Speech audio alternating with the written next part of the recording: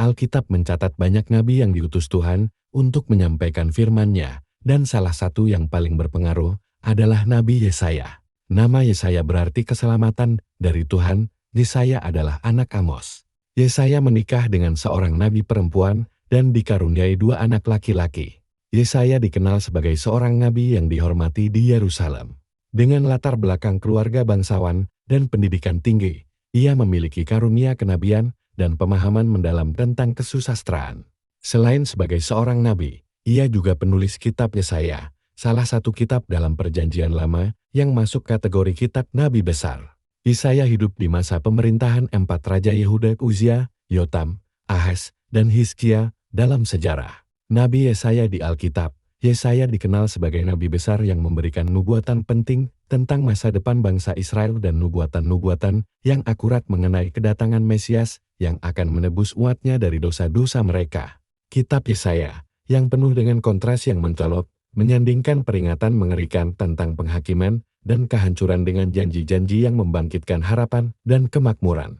Yesaya dipanggil oleh Tuhan dengan cara yang sangat dramatis. Dalam kitab Yesaya pasal 6, ia menggambarkan bagaimana ia melihat Tuhan duduk di bait suci, dikelilingi oleh 6 malaikat dan menyembah Tuhan. Yesaya diliputi oleh keberdosaannya. Seorang malaikat lalu mendekati Yesaya dan menyentuh bibirnya dengan bara api dan menyucikannya. Kemudian Tuhan berbicara kepada Yesaya, memanggilnya dan memberinya pesan untuk disampaikan kepada umatnya. Yesaya menyeru umat Tuhan untuk meninggalkan berhala-berhala mereka, memperingatkan mereka akan kehancuran yang akan datang jika mereka tidak taat. Walaupun begitu, Yesaya tidak meninggalkan Israel tanpa harapan. Nubuatan Yesaya tidak hanya berbicara tentang kedatangan Yesus, tetapi juga menunjukkan bagaimana Allah merancang keselamatan bagi umat manusia. Dalam kitab Yesaya, kita melihat bagaimana Allah bekerja untuk kebaikan anak-anaknya dan berdaulat dalam keadaan terburuk sekalipun. Dia juga adalah Allah yang adil, yang akan memberikan balasan kepada orang-orang jahat di dunia. Meskipun kita berdosa dan pantas dihukum, Ia telah menyediakan keselamatan bagi kita melalui Yesus Kristus yang menderita demi kita dan membebaskan kita dari dosa-dosa kita. Di dalam Dia, kita memiliki harapan untuk kekekalan.